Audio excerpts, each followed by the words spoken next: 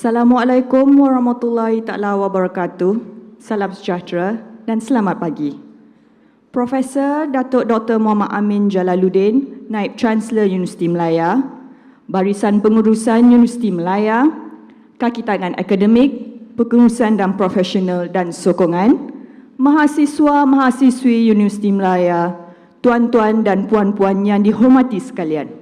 Selamat datang ke Majlis Amanat Naib Chancellor tahun 2014.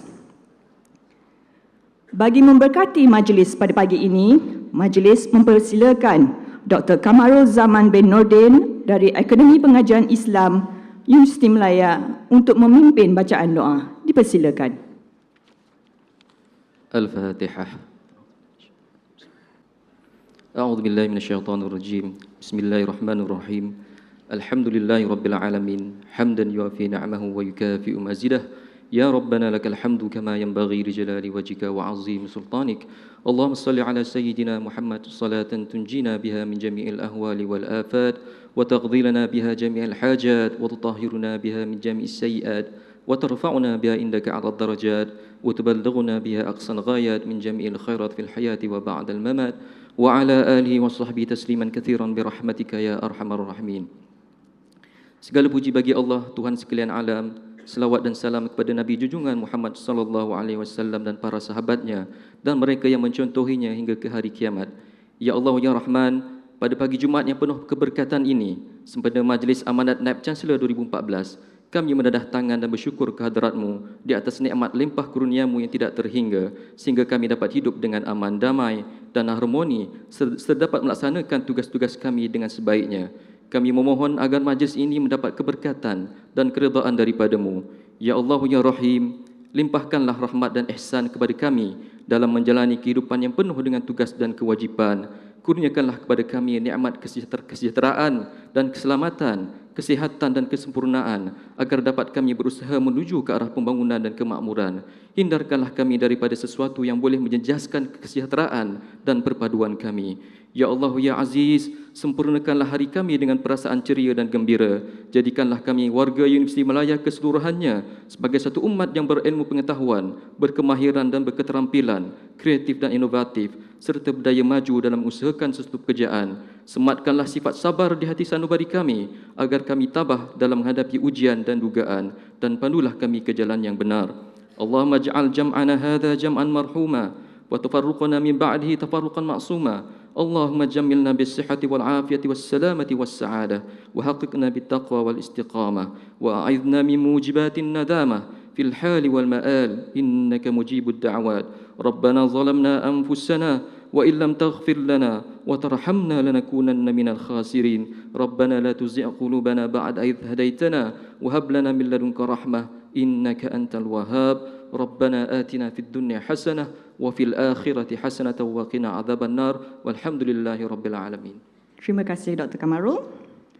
Tanpa melengah masa, majlis dengan ini menjemput yang berbahagia Profesor Datuk Dr. Muhammad Amin Jalaluddin, Naib Chancellor Universiti Melaya untuk menyampaikan amanat beliau. Dengan segala hormatnya, dipersilakan.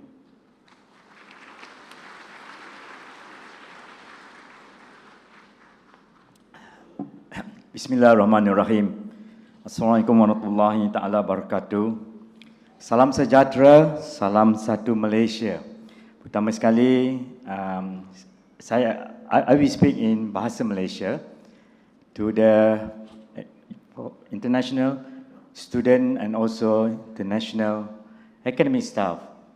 There will be a projected two side. There will be in English. Therefore, no need for me to repeat in a dua bahasa. Saudara pengurusi majlis, terima kasih.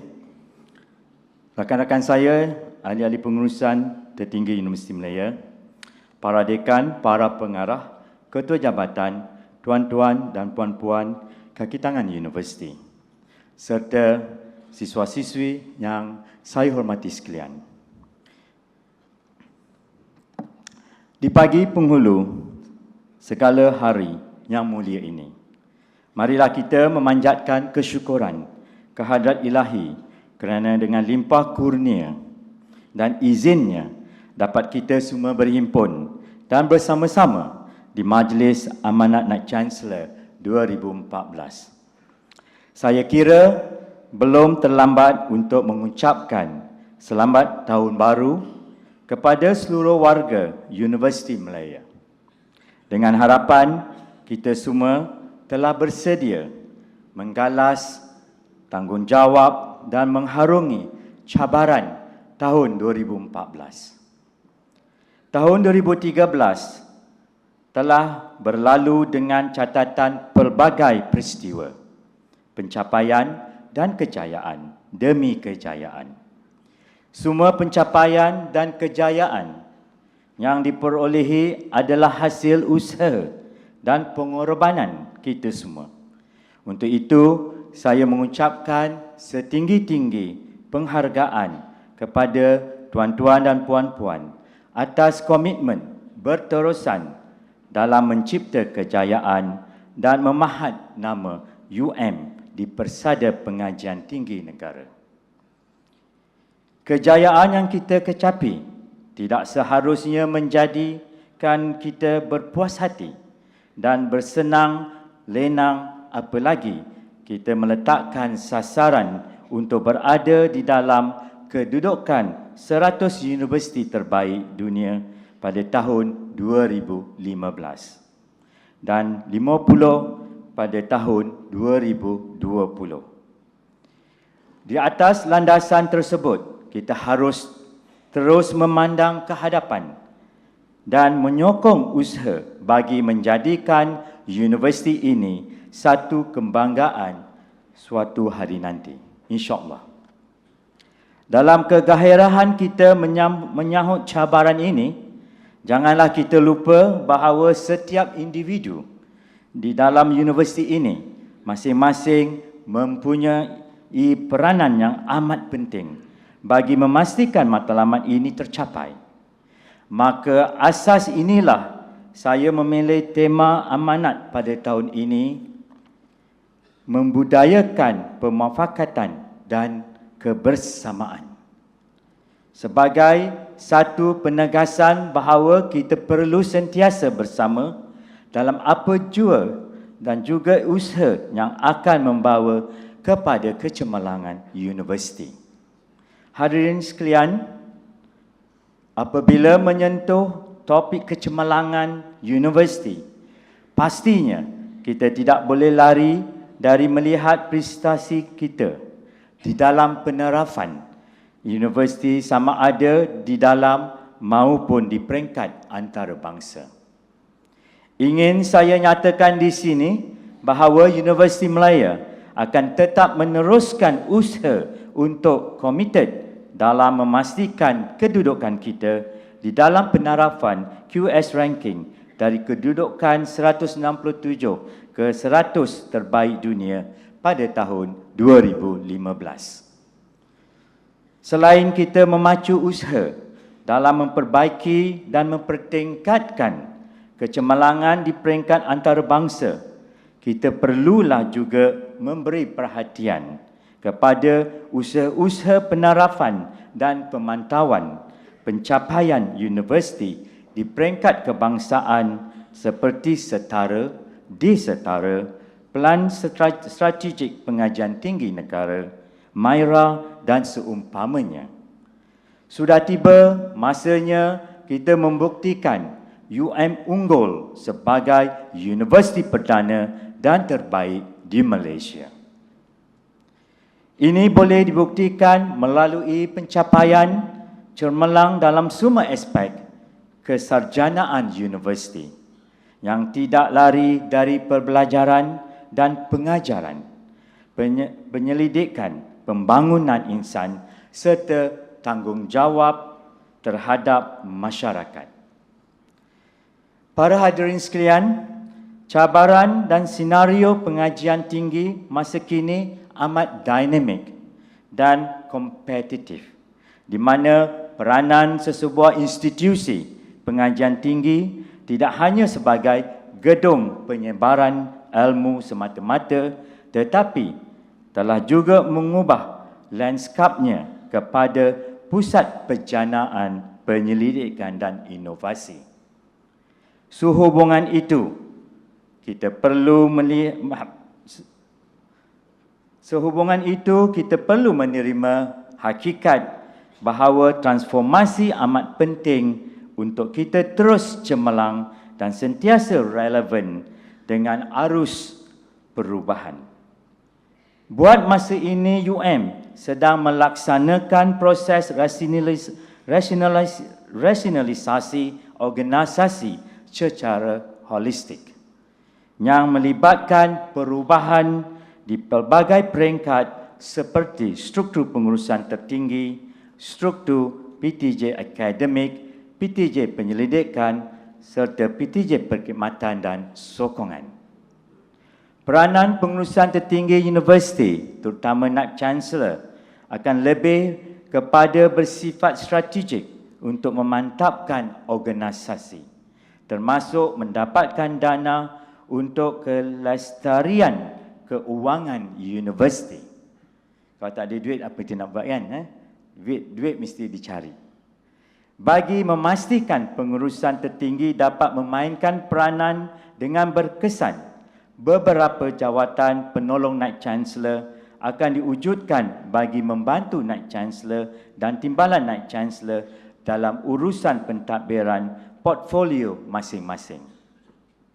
Pada masa yang sama, jawatan Naib Chancellor juga akan dikenali sebagai Presiden. Jangan khawatir, ini pun selari dengan Kementerian Pengajian Tinggi yang sedang merangka tentang terminologi yang akan diperbarui. Itu mengikut aliran zaman. Pada masa sama, jawatan Naib Chancellor juga, yang saya kata tadi, Presiden, manakala timbalan Naib Chancellor akademik juga dikenali sebagai Provost.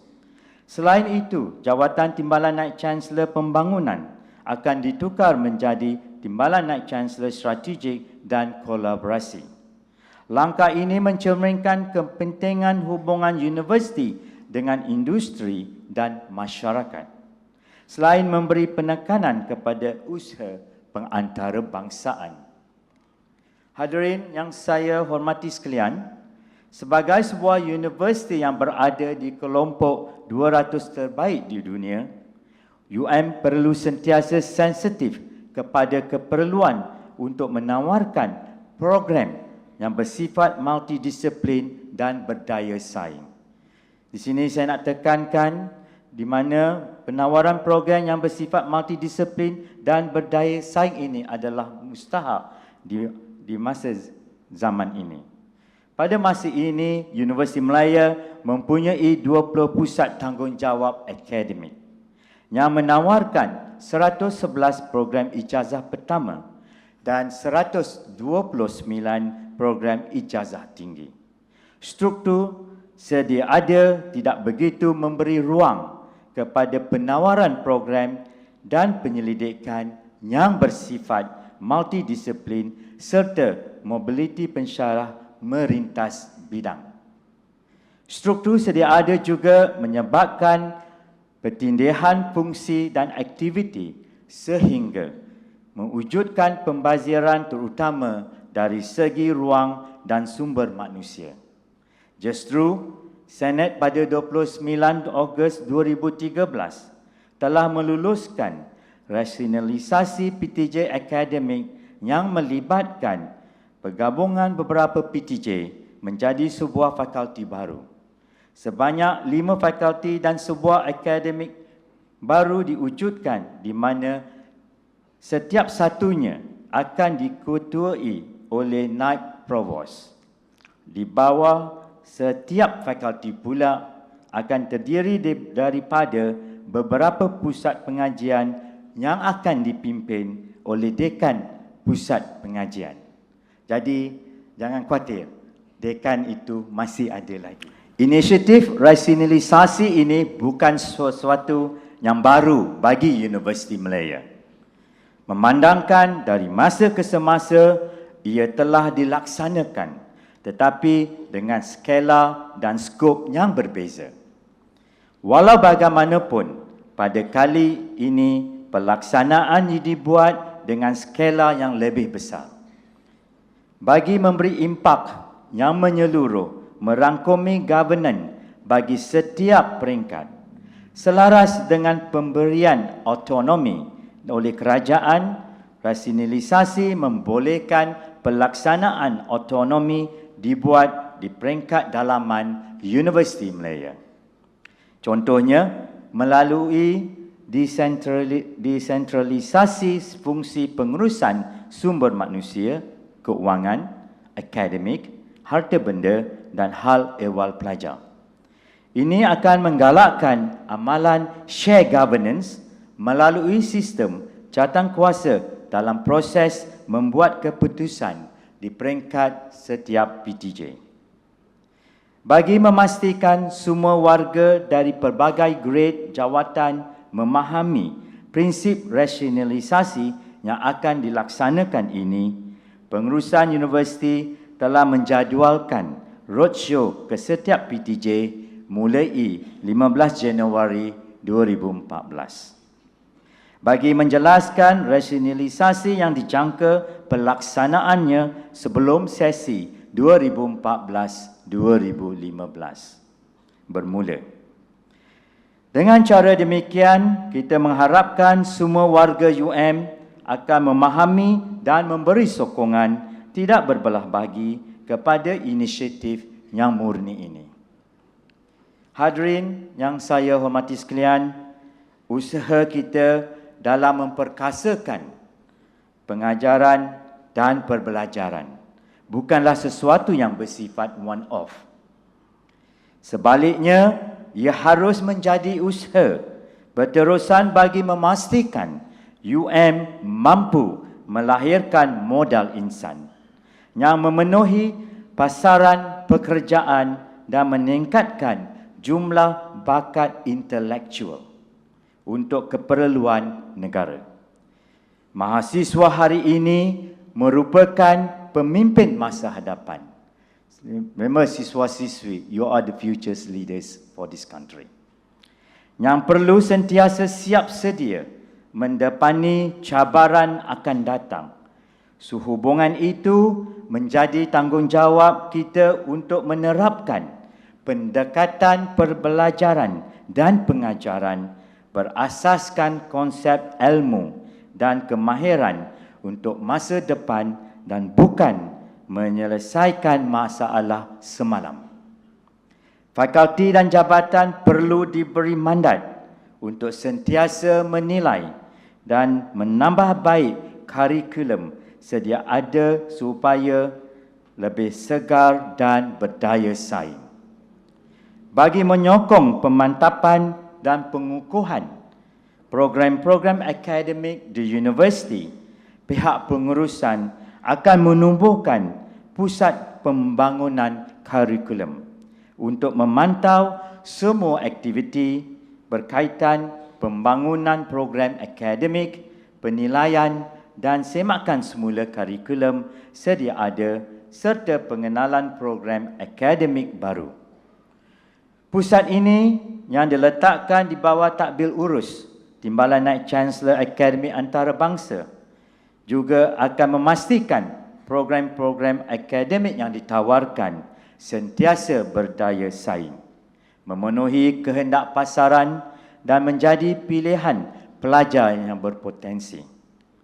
Oleh itu, saya mahu satu kajian dibuat.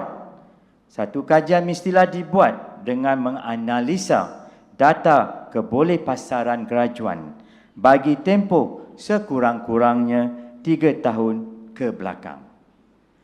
Bagi melihat program-program berdaya saing yang boleh ditingkatkan jumlah pengambilan pelajar. Begitu juga kebolehpasaran graduan yang dianalisa tidak hanya melihat jumlah graduan yang mendapat pekerjaan dalam tempoh 6 bulan selepas tamat pengajian, tetapi juga akan melihat bidang pekerjaan tersebut berkaitan dengan program yang diikuti dan memberi pendapatan yang berpadanan, terutama sekali yang lumayan. Langkah juga diambil bagi memperkasakan pengurusan program ijazah tinggi secara penyelidikan. Selaras dengan rasionalisasi fungsi pentadbiran ijazah tinggi seperti kemasukan dan peperiksaan akan dipindahkan ke bahagian pengurusan akademik. Manakala Institut Penyelidikan Siswaza akan memberi tumpuan kepada pengurusan program ijazah tinggi berasaskan penyelidikan, serta membangunkan program upskill untuk memantapkan kemahiran penyelidikan di kalangan pelajar ijazah tinggi.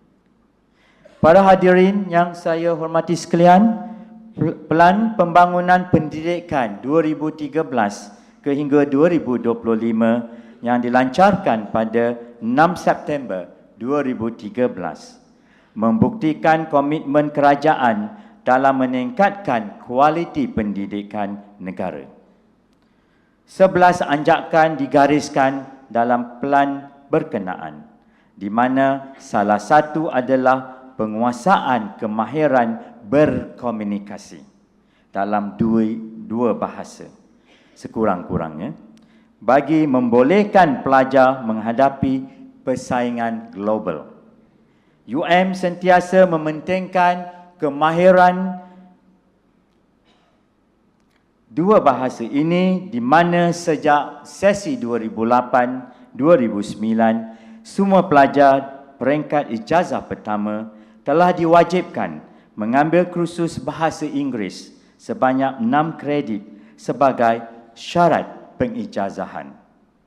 Mulai tahun 2013 juga, UM telah memperkenalkan proses baru kemasukan pelajar ijazah pertama, di mana pemilihan dibuat melalui proses tumuduga bagi menilai potensi yang ada pada setiap calon dari segi kemahiran komunikasi dan juga analitikal.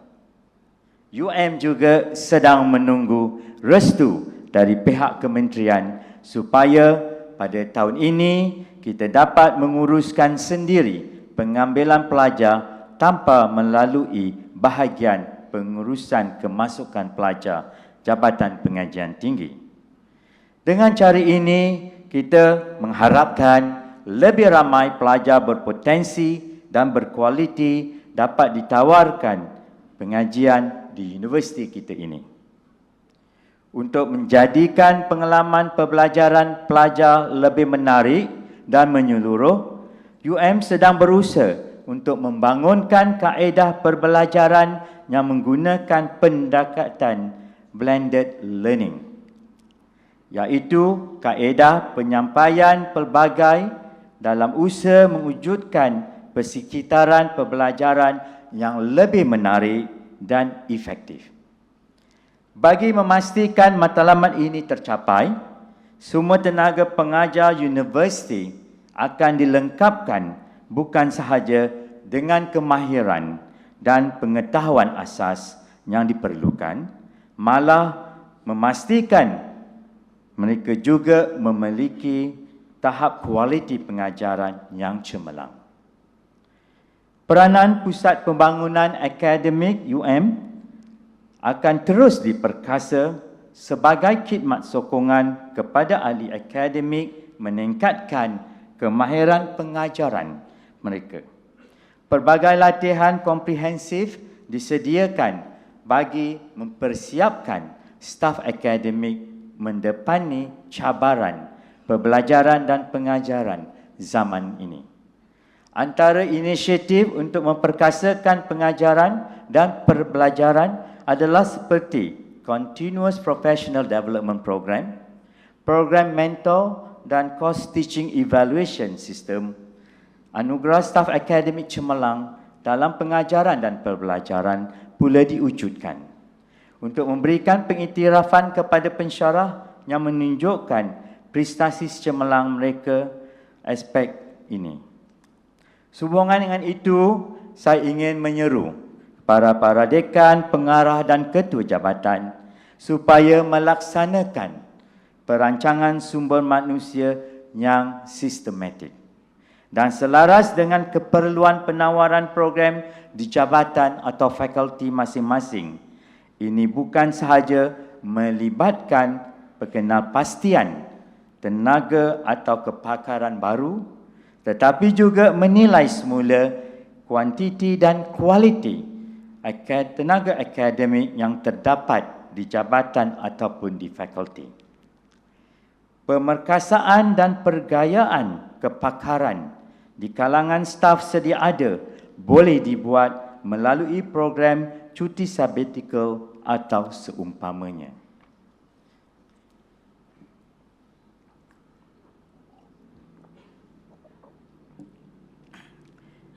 Tuan-tuan dan puan-puan yang saya kasihi sekalian, dalam melaksanakan proses pembentukan sahsia pelajar supaya seiring dengan pencapaian akademik, peranan bahagian hal ehwal pelajar akan terus diperkasakan. Lebih banyak program-program baru akan diperkenalkan di samping meneruskan program sedia ada yang memberi manfaat kepada pelajar. Antaranya program Discover Your Soft Skill at UM, anjuran seru yang memberi pendedahan melalui pengalaman perbelajaran mengenai kemahiran insania dalam pembentukan graduan. Konsep share governance tidak hanya berlaku di kalangan pengurusan universiti semata-mata, tetapi kita juga ingin melihat penglibatan pelajar dalam proses menggubar dasar dan membuat keputusan penting. Jadi, pelajar-pelajar, siswa-siswi akan mengambil bahagian juga dalam proses penggubaran dasar dan membuat keputusan. Yang penting, mengenai hala tuju universiti. Kita percaya penglibatan pelajar secara langsung dalam pentadbiran universiti mampu mendedahkan pelajar kepada aspek pengurusan sesebuah organisasi. Buat permulaan, pihak pengurusan telah bersetuju supaya wakil pelajar, khususnya Majlis Perwakilan Pelajar UM, dijemput dalam jawatankuasa yang berkenaan seperti pengurusan perkhidmatan bas dan semakan kurikulum. Dengan cara ini, kita dapat membantu melatih kematangan dan kemahiran berfikir oleh siswa-siswi kita. Suara mereka juga akan didengar dalam mengenal pasti solusi dari kacamata mereka kepada permasalahan terutama yang melibatkan kebajikan pelajar. Pelajar merupakan pemimpin akan datang. Sekali lagi, I want to stress, you are the leaders for the future. Dan menjadi tanggungjawab universiti mempersiapkan mereka sebelum menghadapi dunia luar. Justru itu, penglibatan mereka dalam aktiviti kemasyarakatan dapat memperkayakan mereka dengan rasa cintakan bangsa dan negara, serta menanamkan semangat jati diri yang tinggi untuk terus berkhidmat terhadap masyarakat selepas tamat pengajian di UM. Sekretariat Sukarelawan dan IM4U Outreach Center merupakan platform untuk aktiviti kemasyarakatan dan kesukarelawanan. Antara aktiviti sekretariat ini adalah misi bantuan banjir baru-baru ini yang pergi ke Kuantan dan Kemaman, yang mendapat sambutan hangat di kalangan siswa-siswi kita. Penglibatan warga kampus dalam aktiviti kemasyarakatan merupakan satu tanggungjawab sosial sebagaimana hasrat kerajaan.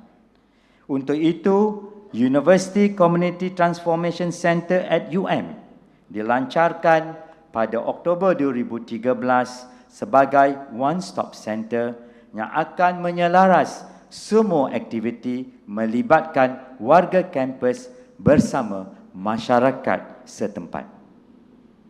Hadirin sekalian, kebajikan pelajar terus menjadi perhatian pengurusan universiti. Pada tahun ini, pengurusan bersetuju supaya fungsi Dewan Makan di Kolej Kediaman diaktifkan semula.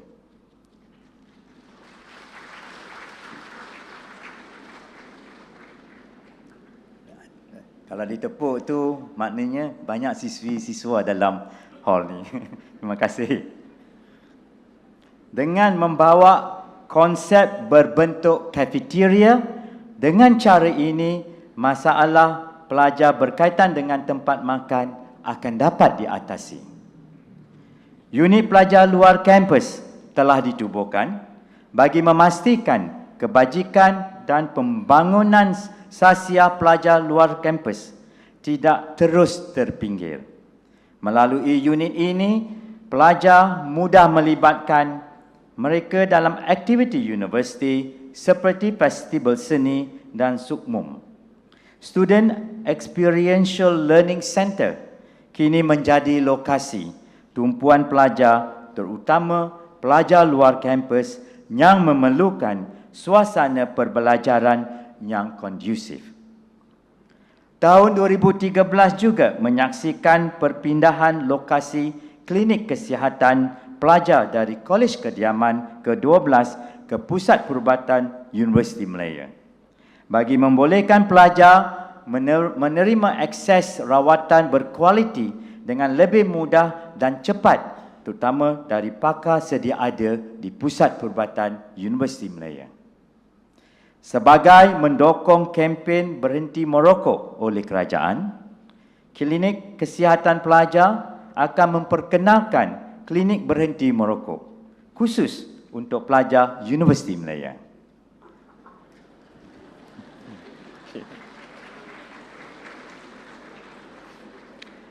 Klinik ini bertujuan membantu pelajar untuk berhenti merokok serta mempromosikan gaya hidup yang sihat kepada pelajar dan juga warga universiti. Perkhidmatan klinik ini akan diperluaskan juga kepada kaki tangan Universiti Malaya.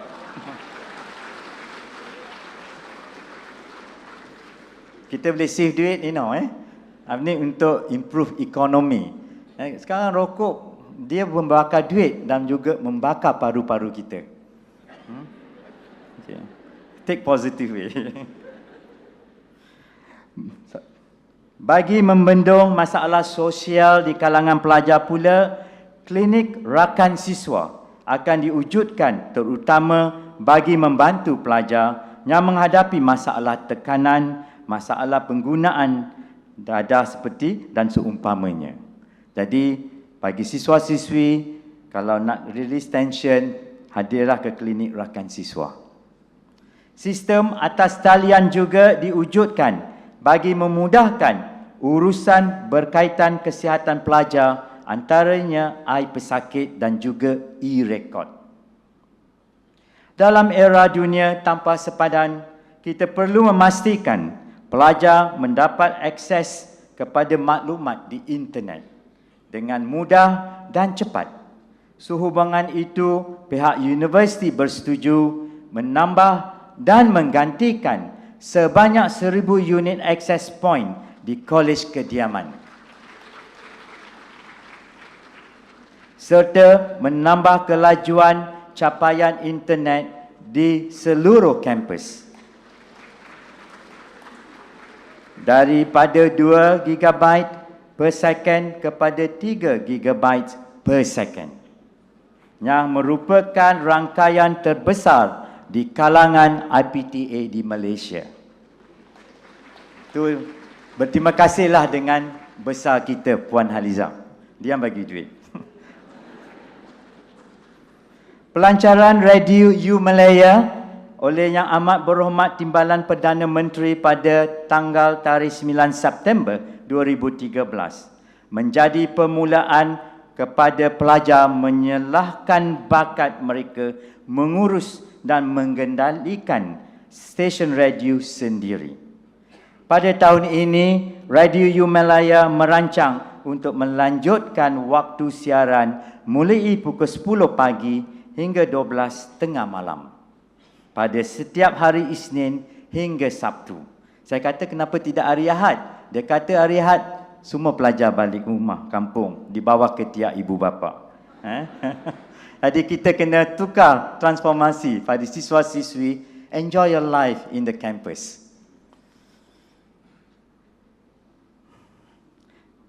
Jadi Radio Himalaya akan menjadi platform untuk pelajar menerima dan menyebarkan maklumat terkini mengenai isu semasa dan perkembangan universiti.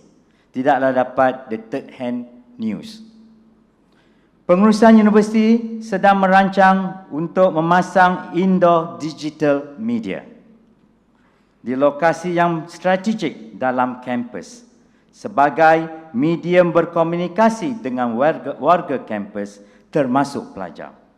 Dengan adanya kemudahan ini, semua maklumat penting yang ingin dihebarkan dapat dibuat dengan cara yang menarik, berkesan dan cepat.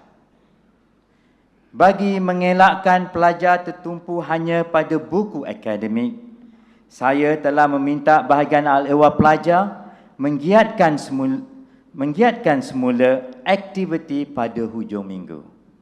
Okay, it's a bit bad news or good news, it depend on your interpretation.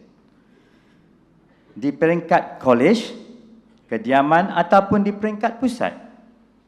Ini termasuklah aktiviti berkaitan sukan dan rekreasi serta kesenian dan kreativiti. Sehubungan itu, saya ingin meminta semua dekan dan juga pengarah untuk menyemak semula jadual pengajaran dan memastikan pelajar tidak mengambil peluang bercuti panjang pada hujung minggu untuk pulang ke kampung di bawah ketiak ibu bapa atau membuat aktiviti yang tiada kaitan dengan kehidupan kampus mereka. Jadi dekan dan pengarah re-look for your timetable. Jangan pula petang Jumaat sudah tidak ada kuliah ataupun seminar. Tuan-tuan dan puan-puan sekalian, sebagai universiti penyelidikan, kita tidak lari dari memberi fokus kepada pengurusan penyelidikan di universiti. Dengan mengambil kira perkembangan semasa dan selaras dengan eksersis rasionalisasi portfolio penyelidikan dan inovasi telah pun dikaji semula. Dengan mengambil kira beberapa perkara termasuk hala tuju penyelidikan universiti. Sehubungan itu, pengstrukturan semula kluster-kluster penyelidikan telah dilaksanakan dengan mengurangkan kluster daripada 8 kepada 6 kluster sahaja, iaitu Equitable Society, Frontier Science, Innovative Technology, Sustainability Science, Wellness dan juga Humanities. Struktur yang baru ini dapat menggalakkan dan mempromosi penyelidikan yang bersifat interdisiplin, translational dan multidisiplin. Pusat-pusat penyelidikan yang ada di Universiti Malaya juga akan distrukturkan kepada 4 peringkat utama, iaitu Faculty Cluster, High Impact Center of Excellence, Center of Excellence dan pusat penyelidikan yang ditubuhkan hasil endowment. Sebagai permulaan dalam memantapkan aktiviti penyelidikan pengurusan universiti telah meluluskan sejumlah dana dengan memperkenalkan inisiatif penyelidikan Grand Challenges, yang mana 5 penyelidikan Grand Challenges pertama akan diberikan peruntukan tersebut untuk melaksanakan cabaran penyelidikan mereka. Dalam pada itu, unit pengurusan penyelidikan di fakulti akan ditubuhkan bagi memantau dan menguruskan geran berkaitan penyelidikan di peringkat fakulti. Semua work at the faculty level. Penilaian bagi pemberian geran pendidikan UMRG tidak lagi menumpukan kepada projek kecil, tetapi berteraskan kepada program penyelidikan yang memberi penekanan kepada research mentoring. Dengan cara ini, penyelidikan lebih berkualiti akan dihasilkan dan bukan sekadar kuantiti. Lebih banyak high COE akan diwujudkan melalui proses pemantauan dan tunjuk ajar kepada pusat penyelidikan universiti yang mempunyai potensi untuk dinaik taraf kepada high COE. UM juga akan giat meneruskan usaha mendapatkan dana penyelidikan dari badan antarabangsa. Melalui usaha ini, ia akan dapat memperkukuhkan lagi hubungan UM dengan pihak industri tempatan dan antarabangsa dalam usaha mewujudkan hubungan industri yang lebih mampan. Universiti Malaya melalui Pusat Inovasi dan Komersialisasi pada masa ini sedang giat menilai potensi produk penyelidikan universiti yang telah dipatenkan dan diwartakan hak ciptanya untuk dikomersilkan. Kita berharap melalui usaha ini lebih banyak pendapatan dapat dijana seterusnya disalurkan untuk tujuan pembangunan dan kemajuan penyelidikan di Universiti Malaya. Untuk meningkatkan lagi kecemerlangan penyelidikan di UM, perancangan menaik taraf jurnal-jurnal penerbitan UM rancak dibuat untuk mendapat status pengindeksan ISI dan juga Scopus. Seperti yang kita semua sedia maklum, kemampuan untuk menerbitkan jurnal yang diindeks oleh ISI dan juga Scopus merupakan salah satu kayu ukur kepada kecemerlangan penyelidikan sesebuah universiti itu. Justru pelbagai usaha dilaksanakan untuk membantu jurnal-jurnal yang dihasilkan oleh UM ke arah matlamat ini. Antara inisiatif yang dilaksanakan adalah melalui bantuan editorial, pengindeksan dan juga aktiviti pemasaran yang lebih giat. Saya juga ingin menarik perhatian tuan-puan bahawa sumbangan penerbitan dalam bentuk buku dan bab buku oleh penerbit-penerbit universiti atau mana-mana penerbit terkemuka, khususnya dari bidang sains sosial dan kemanusiaan, adalah juga penting. Jadi, tuan-tuan dan puan-puan, buku adalah mustahak. Kalau tidak ditulis, manakah ilmu akan disalurkan kepada generasi akan datang. Sehubungan dalam bentuk ini membolehkan UM terus mengadakan jalinan masyarakat yang lebih bermakna, khususnya dengan cara memperkasakan ilmu dalam masyarakat. Saya ingin juga melihat lebih banyak penyelidikan bersifat multidisciplinary dan interdisciplinary di kalangan penyelidik dari bidang yang berlainan, khususnya di antara sains dan non-sains. Harapan saya bekerjasama ini akan membantu dalam pencantuman idea saintifik yang lebih bermakna, di samping menyumbang kepada peningkatan kapasiti penyelidikan di UM ke tahap yang lebih tinggi, selain memenuhi hasrat UM dalam menerajui usaha ke arah menyelesaikan grand challenges yang menjadi tema utama agenda penyelidikan Universiti Malaya. Pemantapan aktiviti penyelidikan di Universiti Malaya juga perlu dilihat dari aspek infrastrukturnya. Pusat Inkubasi Universiti Malaya yang akan dibina akan dapat menyediakan platform untuk para akademik universiti mencetuskan lebih banyak idea penyelidikan yang baru, terkini dan berkualiti tinggi. Dan kita nak tengok juga para penyelidik menjadi millionaire in the future. Jadi, spinning up company dari incubator, insya-Allah kita berdoa bersama.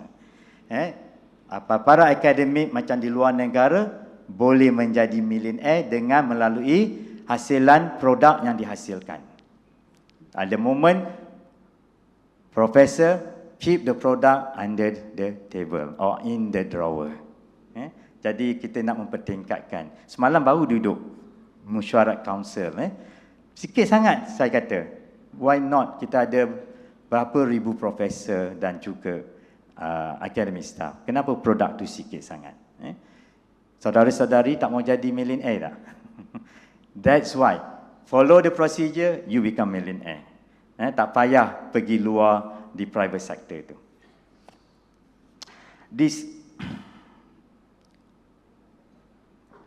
Di samping itu adalah perlu untuk Universiti Malaya memantapkan bagi makmal penyelidikan sedia ada untuk mendapatkan pengiktirafan dan akreditasi yang berkaitan. Sebagai permulaan, sebanyak 12 makmal penyelidikan telah dikenal pasti dan beberapa inisiatif telah dimulakan bagi tujuan pengakreditasian ini. Proses ini dijangka mengambil masa 1 hingga 2 tahun untuk disempurnakan. Dengan adanya pengiktirafan seumpama ini, makmal penyelidikan di UM akan dapat menjalankan aktiviti penyelidikan bertaraf antarabangsa, menawarkan khidmat penyelidikan kepada pihak industri sekaligus menjana pendapatan universiti dan juga dana pendapatan individu dan kumpulan. Selain aktiviti pemantapan makmal penyelidikan di dalam kampus, stesen penyelidikan luar kampus, Universiti Malaya seperti yang terdapat di Ulu Gombak, Jelebu, Bacok dan juga Kota Tinggi akan turut dinaik taraf untuk membolehkan kemudahan yang ini lebih mampan dengan memasukkan elemen teknologi hijau. Tuan-tuan dan puan-puan sekalian, tidak dinafikan penyelidikan berimpak tinggi atau high impact research yang diterajui oleh para akademik cemerlang terus akan menjadi fokus universiti dengan mandat berterusan dari pihak kerajaan. Dengan jumlah sebanyak RM590 juta yang telah diperuntukkan oleh kerajaan kita mensasarkan 3,400 jurnal ISI Tier 1 dihasilkan pada tahun 2015. Alhamdulillah, pada tahun ini penyelidik HR berjaya menghasilkan sebanyak 1,093 jurnal ISI Tier 1. Projek HR juga mensasarkan penerbitan berimpak tinggi selain jurnal ISI seperti Nature, PLOS, Science Journal, Lancet dan juga Proceeding of the National Academy of Science bagi memastikan penemuan kajian memberi impak kepada masyarakat dan negara. Dalam usaha membudayakan aktiviti penyelidikan berimpak tinggi, UM telah melantik beberapa orang Nobel laureate menganggotai majlis penasihat high impact research seperti Profesor Barry Marshall, Profesor Ryoji Noyori dan juga Profesor David Baltimore.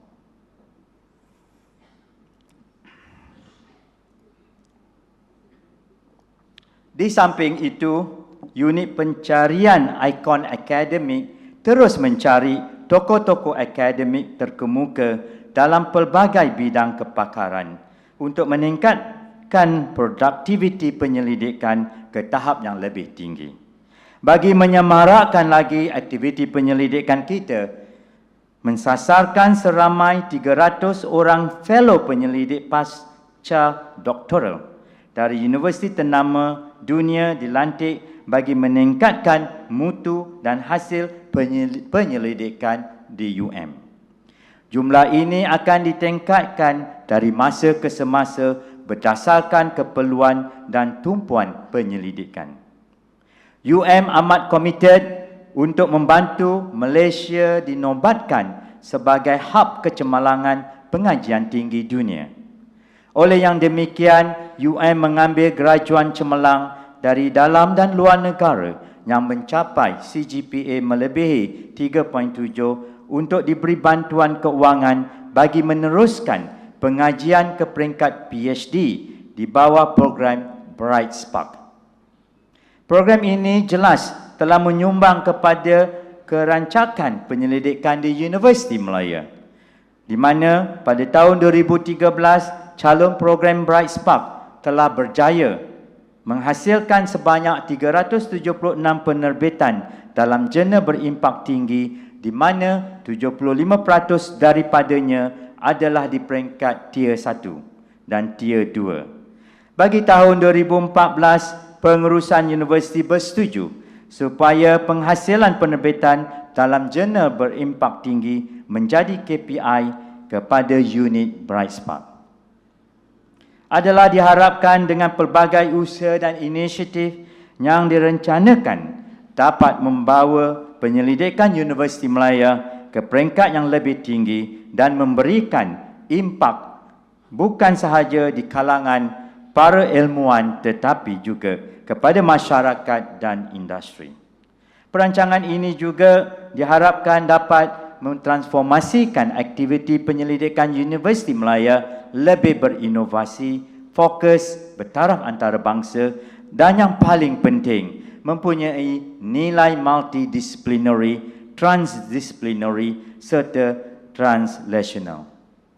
Bagi memastikan penyelidikan terus menyumbang kepada kecemerlangan universiti, penambahbaikan dalam aspek sokongan penyelidikan seperti perkembangan dan pembangunan kerjaya bagi pegawai penyelidik dan pengurus penyelidikan akan terus diberi perhatian.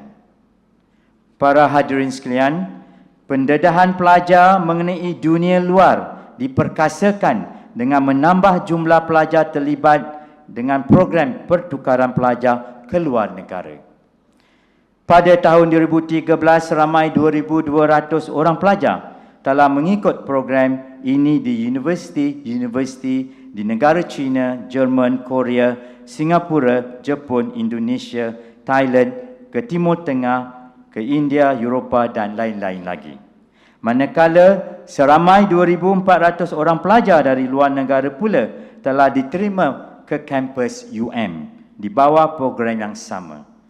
Program sebeginilah terbukti amat berkesan dalam memberi pendedahan pelajar kepada dunia luar yang lebih sensitif terhadap budaya lain, memupuk semangat toleransi dan kolaborasi dan membuka minda siswa-siswi kita. Universiti sedang mengkaji semula polisi outbound bagi memberi galakan kepada pelajar untuk mengikut program-program di universiti luar negara yang menyumbang kepada pemindahan kredit. Saya meminta dekan sekali lagi dan juga pengarah dan pusat pelajar antarabangsa untuk duduk bersama dan berbincang bagi memastikan hasrat ini tercapai. Another satu lagi tugas kepada dekan pengarah. Please take note. Bagi staf pula, universiti amat menggalakkan staf akademik terlibat dengan program sangkutan dengan universiti terkemuka dunia bagi membolehkan mereka terdedah kepada penyelidikan dan teknologi yang terkini. Harapan kita, pengetahuan yang diperolehi melalui program sangkutan dapat dikongsi dan diaplikasi dalam tugas mereka seharian di universiti. Pada masa ini, kita mempunyai seramai 409 orang staf antarabangsa, iaitu hanya 18.8% sahaja daripada keseluruhan staf akademik dengan latar belakang budaya, bahasa dan juga kepakaran yang berbeza. Persefahaman dan tolak ansur menjadi amat penting supaya kita dapat mengaplikasikan suasana win-win dengan kehadiran mereka ini. Kebanyakan mereka adalah sarjana terkenal dalam bidang masing-masing dan datang dari universiti terkemuka dunia, dan seharusnya kita mengambil peluang dalam bentuk pemindahan teknologi dan juga pengetahuan supaya manfaat ini bersifat berterusan. Hadirin yang saya kasihi, tidak dinafikan staf merupakan aset penting yang menggerakkan perjalanan organisasi. My dear colleague, you are very important person. Without you, university is not kukuh. Pada masa ini, kita mempunyai seramai 5,998 orang staf yang terdiri dari 1,843 staf akademik, 1,108 staf pentadbiran termasuk guru bahasa dan 3,047 staf pelaksana.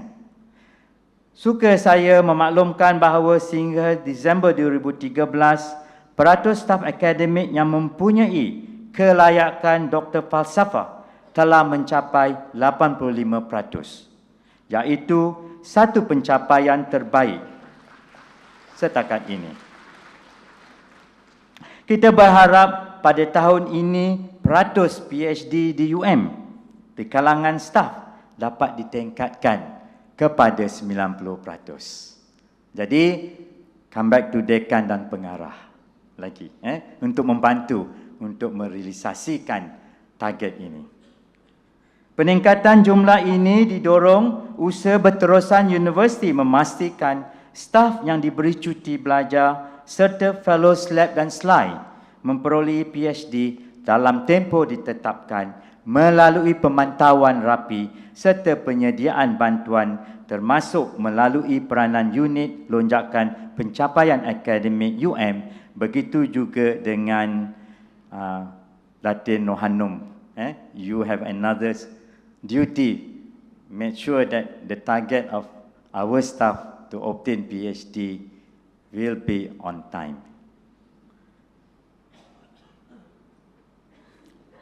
Saya sangat berharap staf yang sedang mengikut pengajian di peringkat PhD akan berusaha bersungguh-sungguh untuk menyelesaikan pengajian dan pada mereka yang belum memulakan pengajian, berusahalah untuk mendaftar dengan kadar segera. Nanti IPS dia akan keep reminding untuk staf-staf kita yang belum memperolehi PhD. Jadi mohon staf-staf kita yang belum ada PhD itu datang ke hadapan. Bukan datang ke hadapan sekarang, datang ke hadapan untuk mendaftar. Dalam pada itu, universiti juga mahu memastikan tenaga akademik sentiasa mengembangkan ilmu pengetahuan dan mendapat kepakaran tambahan melalui pengantaraan lebih ramai pensyarah mengikut program pasca kedoktoran di universiti terkemuka di luar negara.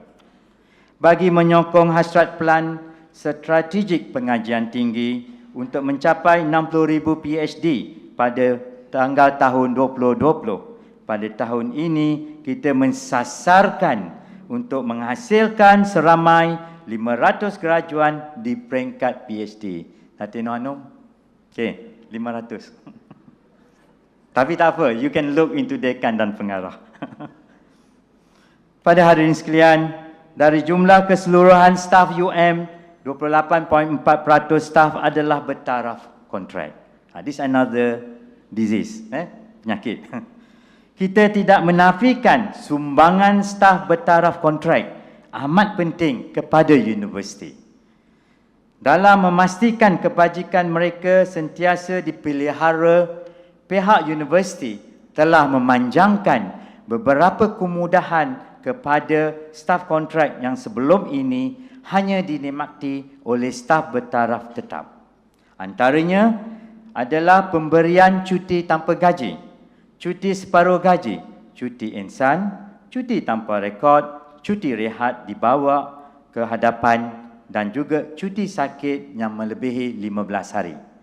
Jadi whatever the staff kontrak yang tak dapat dulu akan diberi. Sistem cuti separuh hari juga diperkenalkan untuk semua staf universiti bagi memudahkan mereka yang mempunyai urusan peribadi menyelesaikan urusan tersebut tanpa mengorbankan satu hari cuti. Tapi don't abuse it. Okay? Dari segi kesihatan staf, beberapa penambahbaikan perkhidmatan rawatan telah diusahakan. Antaranya, bekerjasama dengan Pusat Perubatan Universiti Malaya bagi menyediakan perkhidmatan Green Lane.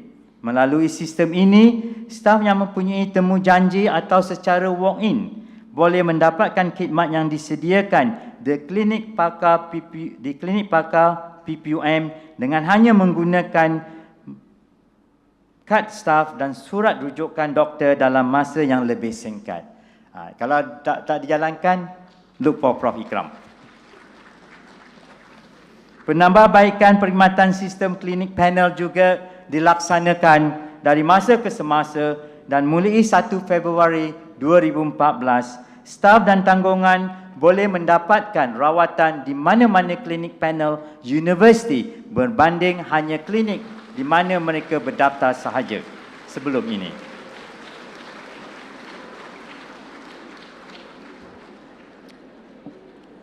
Maknanya dia sayang kita semua. Hadirin sekalian, penilaian prestasi staf merupakan elemen yang sangat penting dalam pengurusan sumber manusia bagi memantapkan pentadbiran dan perkhidmatan yang berkualiti, berintegriti dan beraccountability.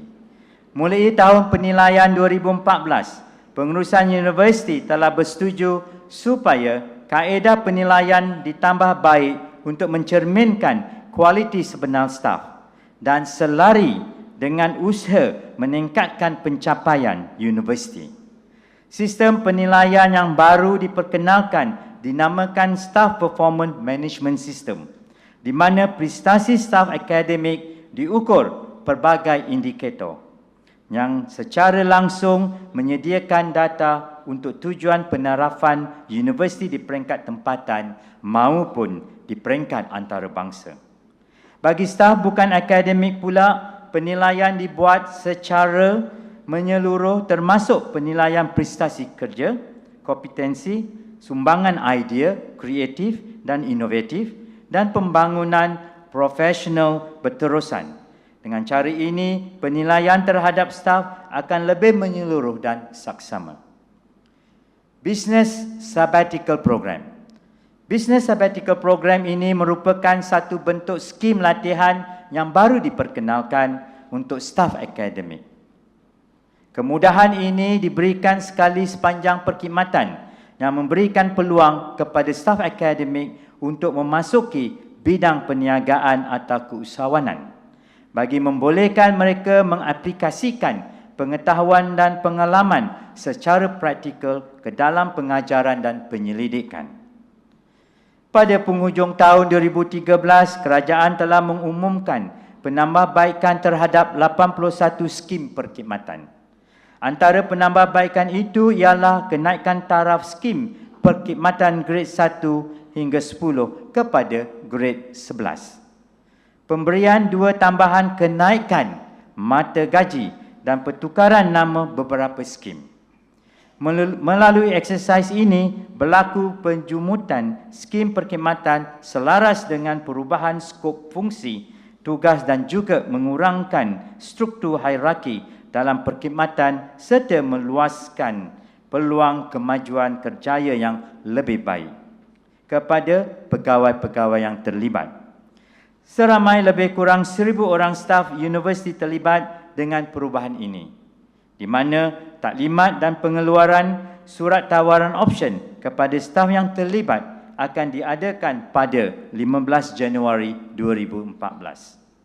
Universiti juga telah menerima pakai penambahbaikan pelaksanaan dasar kenaikan pangkat secara time base, berasaskan kecemerlangan kepada kumpulan pelaksana di mana kenaikan pangkat secara khas untuk penyandang dipendekkan dari 15 tahun ke 13 tahun. Saya amat berharap inisiatif yang dijalankan bagi memastikan kebajikan staf dipelihara dapat menyuntik semangat warga kampus untuk terus bersama-sama memberi khidmat tidak berbelah bagi kepada universiti. Para hadirin yang saya hormati, UM telah mengalami proses transformasi dari segi tadbir urus setelah diberi status autonomi pada awal tahun 2012. Status autonomi ini bermakna universiti diberi kebebasan untuk mengurus dan menentukan hala tuju sendiri. Di bawah autonomi, kerajaan akan mengurangkan sokongan dana sehingga 30% bagi belanjawan mengurus universiti pada tahun 2015 dan sebanyak 50% menjelang tahun 2020. Untuk mengurangkan penggantungan terhadap bantuan kewangan kerajaan, universiti telah mengorak beberapa langkah strategik dengan pelaksanaan beberapa projek mega seperti projek Metropolis Kesihatan, Industrial Commercial Services, sektor perladangan dan juga penubuhan universiti swasta iaitu International University Malaya Wales. Presiden dia ada kat sini, Prof. Hamzah. Hope you carry and generate dana for Okay, one KPI for the president of IUMW. Selain itu, telah pun merangka beberapa langkah penjimatan melalui pendekatan perbelanjaan berhemah selaras dengan 11 langkah penjimatan seperti yang telah diumumkan oleh Perdana Menteri baru-baru ini.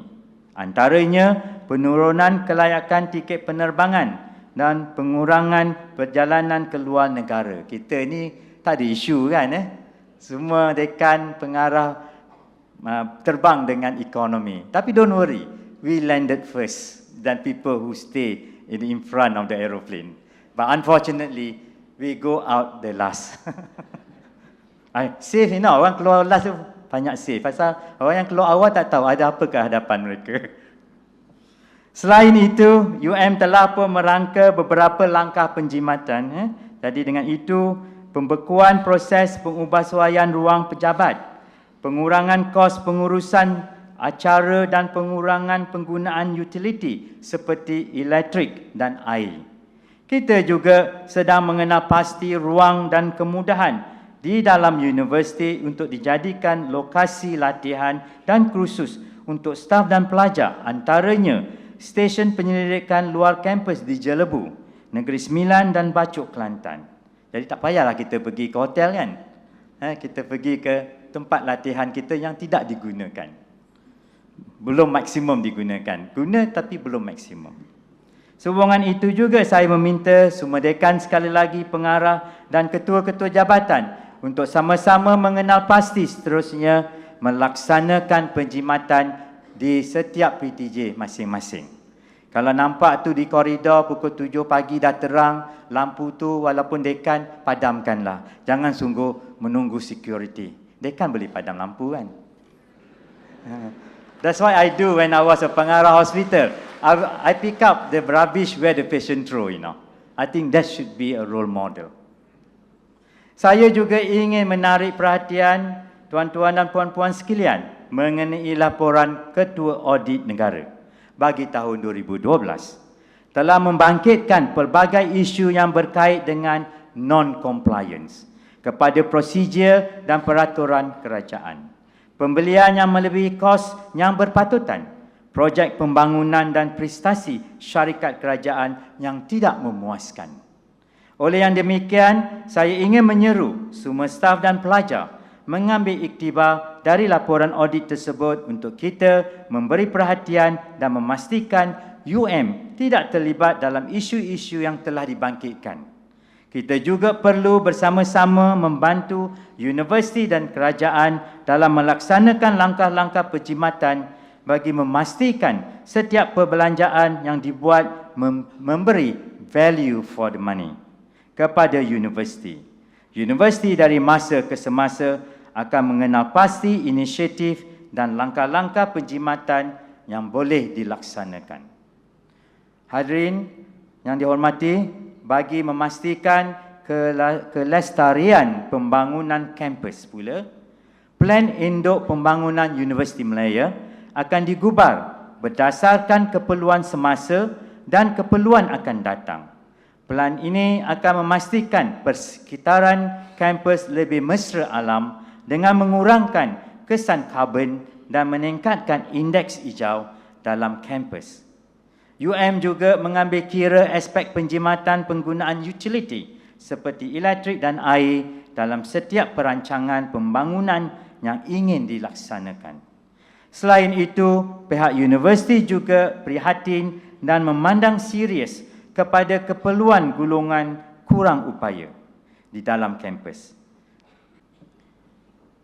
Jadi keperluan golongan yang kurang upaya di dalam kampus dan akan terus berusaha untuk memastikan keperluan mereka ini dapat disediakan, antaranya menyediakan laluan khas dan kelengkapan penginapan khusus mengikut keperluan golongan ini.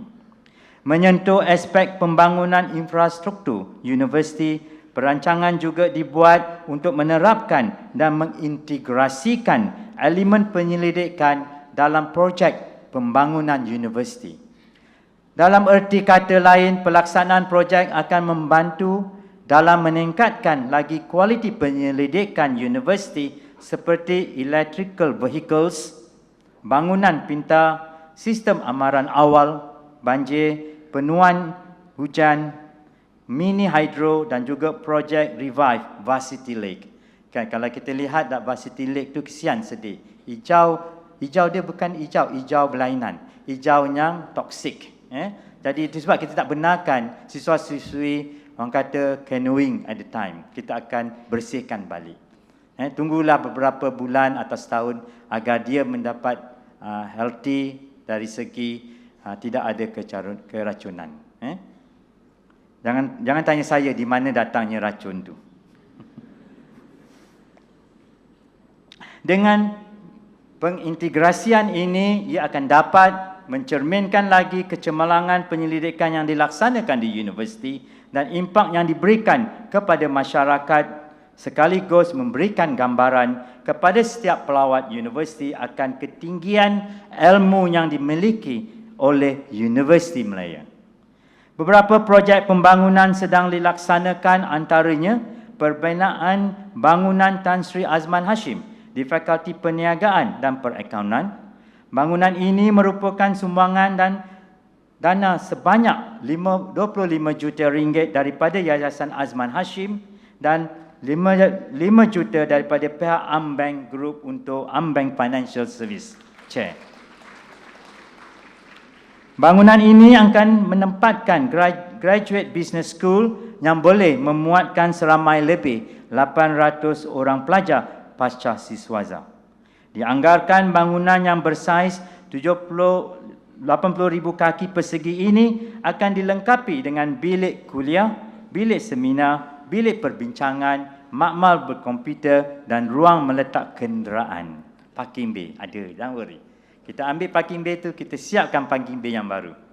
Ia juga dijangkakan siap sepenuh pada tarikh 14 Julai 2015. Projek pembangunan lain yang sedang dibangunkan iaitu Pusat Inkubasi Universiti Malaya oleh Jabatan Kerja Raya, JKR lah, yang dijangkakan siap sepenuh pada tahun 2016. Itu saya kata tadi, pusat inkubasi is very important untuk para pensyarah dan juga para pelajar. Dalam membangunkan jaringan mampan dan berdaya tahan, universiti juga telah menaik taraf core switches serta melaksanakan projek data recovery center dan disaster recovery plan. Infrastruktur jalur lebar broadband juga dititik beratkan. Semua perancangan dan pelaksanaan ini adalah bertujuan untuk memastikan capaian internet yang menyeluruh bukan sahaja kepada para pelajar tetapi juga untuk kaki tangan universiti. Dengan tersedianya kemudahan dan infrastruktur yang lengkap dan efektif, ia diharapkan dapat meningkatkan lagi produktiviti dan kualiti kerja semua warga kampus. Hadirin sekalian, dalam memperkatakan tentang pencapaian dan perancangan universiti, kita tidak lari dari hakikat bahawa kita juga mempunyai pusat perubatan Universiti Malaya menjalankan tanggungjawab sosial kepada masyarakat. Pusat perubatan Universiti Malaya menerima pentambahan pesakit saban tahun, di mana pada tahun 2013 rekod menunjukkan jumlah pesakit hampir mencecah 1 juta orang dengan kekuatan tenaga kerja seramai 5,164 orang. Pada 2013, pelbagai projek penambahbaikan bagi kemudahan infrastruktur telah dilaksanakan, antaranya ialah pembinaan Menara Selatan yang bernilai 258 juta ringgit yang menempatkan kemudahan semua disiplin perubatan, projek Center for Image Guided and Minimally Invasive Therapy yang menyediakan Dewan Bedah Hybrid di Aras 2, Menara Timur yang akan mula beroperasi pada tahun 2014. Menyediakan perkhidmatan ward rawatan harian 23 jam dengan kapasiti 15 katil dan menyediakan pusat setempat diabetes di Aras 2, Menara Selatan. Bagi memastikan PPUM meneruskan perkhidmatan yang berkualiti, projek menaik taraf infrastruktur akan terus menjadi agenda utama. Pada tahun ini, beberapa projek pembangunan akan dilaksanakan seperti pengubahsuaian Dewan Bedah, ward ICU, ward CCU, ward CICU, semua CU. Okay? Dan pembinaan tempat letak kereta yang boleh menempatkan 700 kenderaan. Tapi jangan khawatir, dalam email saya tengok, dalam Facebook mengatakan jururawat, staf fakulti, staf pusat perubatan menggunakan parking bay dekat exam hall. Jangan khawatir, kita ni semua satu keluarga. Jadi insya-Allah pihak pengurusan akan membina lagi parking-parking yang berkenaan. Ditambahkan.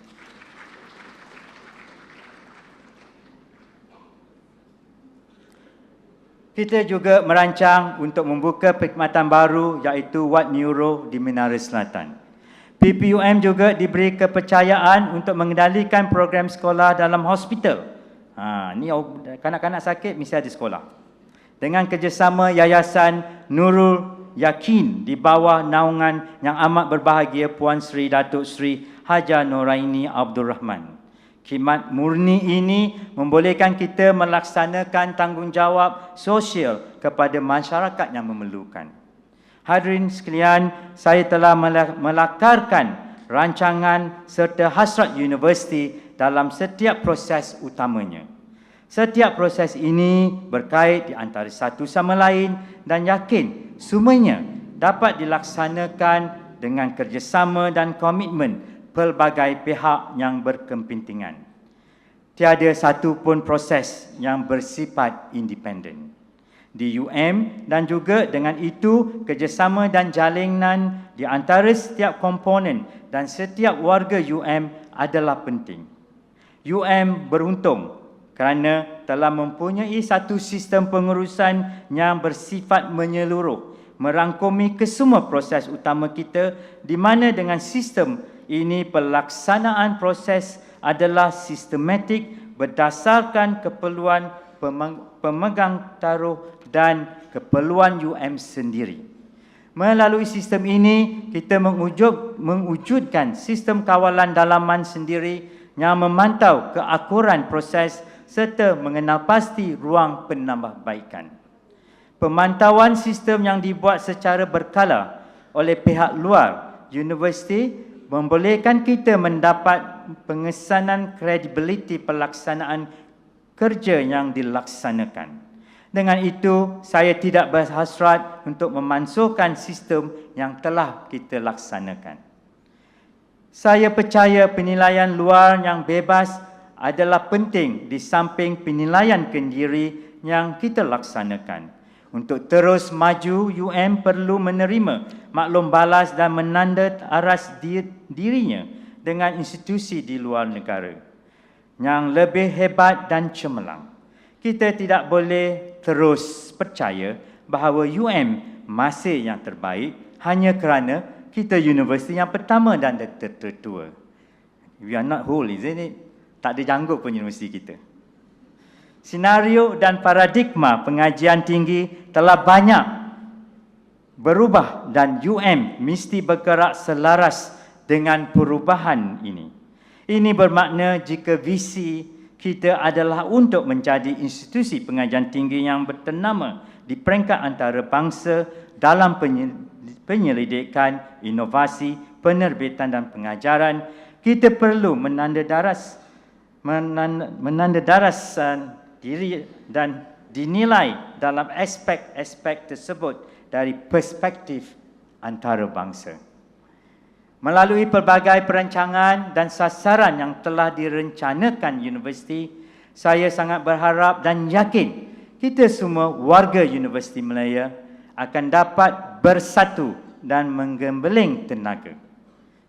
Marilah kita bersatu dan menggembeling tenaga mencapai sasaran dan matlamat yang diidamkan demi keberlangsungan dan kecemerlangan universiti yang amat kita cintai dan sayangi ini, Universiti Malaya.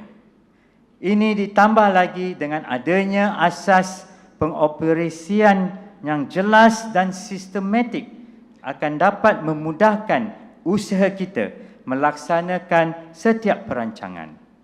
Marilah kita sama-sama menghayati akal peri pentingnya perancangan ini yang bukan sahaja dapat memberikan kebaikan kepada universiti dan negara, tetapi juga kepada semua warga Universiti Malaya yang saya kasihi sekalian. Dengan kepercayaan dan kesungguhan kita semua, insya-Allah usaha yang dimurni ini akan dapat dicapai dan dinikmati bersama. Adalah menjadi hasrat dan impian kita semua untuk melihat UM terus cemerlang dan tidak hanya di peringkat kebangsaan tetapi juga di peringkat antarabangsa. Justru itu, bagi memastikan kita semua di landasan yang sama dengan hala tuju dan misi yang jelas, UM Blueprint 2050 akan digubal untuk menjadi rujukan semua pihak berkepentingan.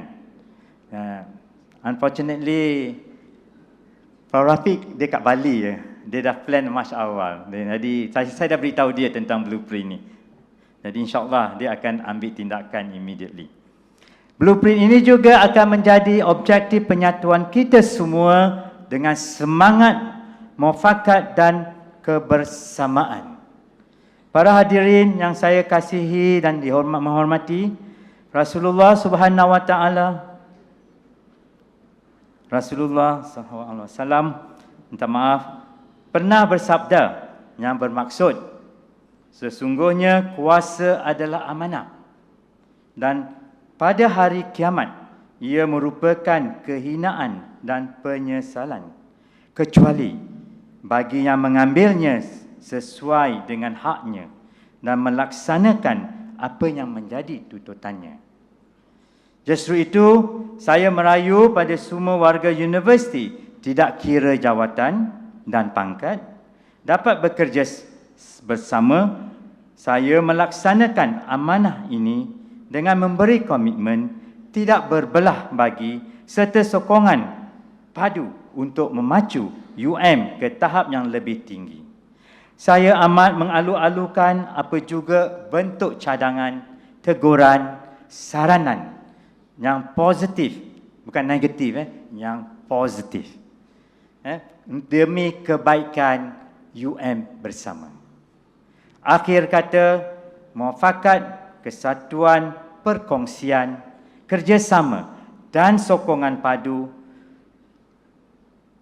warga kampus semua amat diperlukan.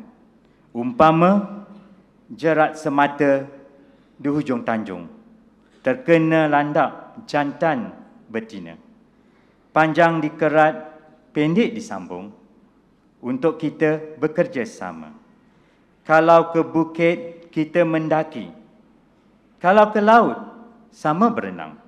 Kalau kita bersatu hati, insya-Allah kerja yang berat itu menjadi senang. Dengan ini, sekian. Wabillahi taufiq wal hidayah. Assalamualaikum warahmatullahi taala wabarakatuh.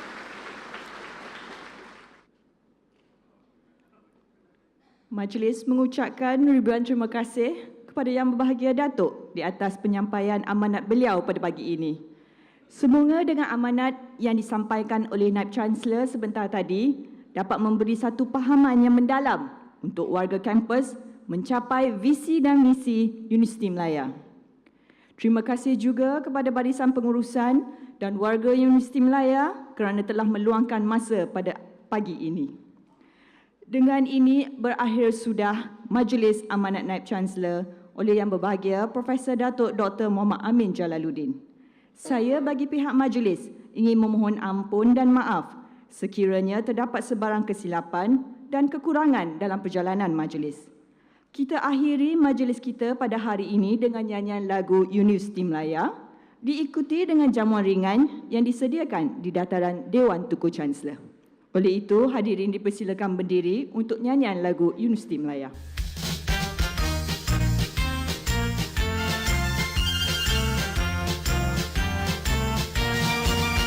Universiti Malaya, kebanggaan kita semua, bertambah para ilmuwan di pelbagai lapangan.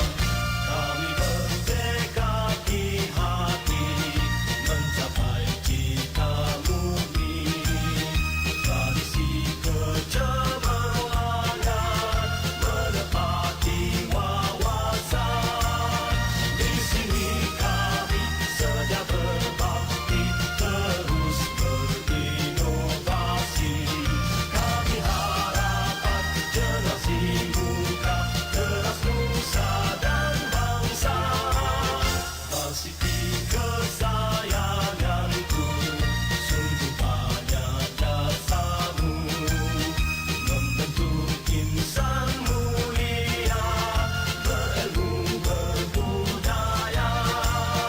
Di sini kami sedia berbakti, terus berinovasi. Kami harapkan generasi muda teras nusa dan bangsa. Varsity kesayanganku, sungguh banyak jasamu membentuk insan mulia, berilmu berbudaya. Sekian, wabillahi taufiq wal hidayah. Assalamualaikum warahmatullahi taala wabarakatuh dan salam sejahtera.